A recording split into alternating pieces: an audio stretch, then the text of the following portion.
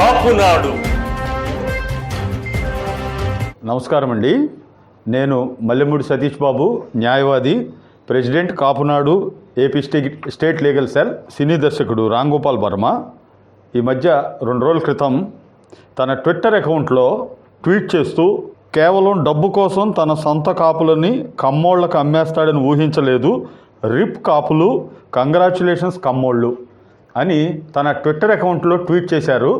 సందర్భం ఏంటంటే పవన్ కళ్యాణ్ గారు, చంద్రబాబు నాయుడు గారు వారి రాజకీయమైన విషయాల్లో కలవటం వల్ల ఆ కలయికని ఉటంకిస్తూ ఈయన ఈ రకంగా రామ్ గోపాల్ వర్మ గారు ట్వీట్ చేయటం జరిగింది.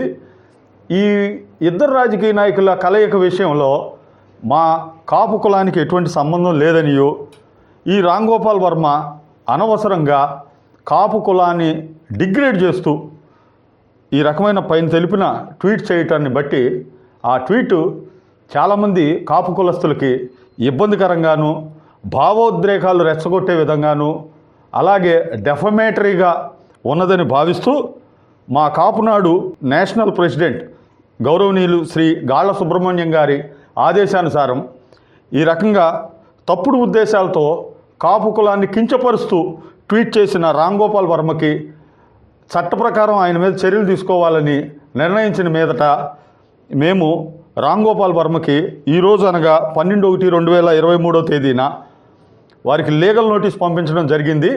లీగల్ నోటీస్, షోకాజ్ నోటీస్ పంపించడం జరిగింది. వారం రోజుల లోపు గనక ఈ రకమైన తప్పుడు ట్వీట్ చేసిన దానికి కారణాలు, సంజాయిషి వారం రోజుల్లో తెలియజేయాలని మేము లీగల్ నోటీస్ ఇవ్వటం జరిగింది కాపునాడు స్టేట్ లీగల్ సెల్ తరఫున. వారు గనక వారం రోజుల్లోపు మా కాపునాడుకి సమాధానం గనక తెలియజేయకపోతే వారి మీద చట్టపరమైన క్రిమినల్ చర్యలు తీసుకుంటామని తెలియజేయడమైంది. Please subscribe our channel.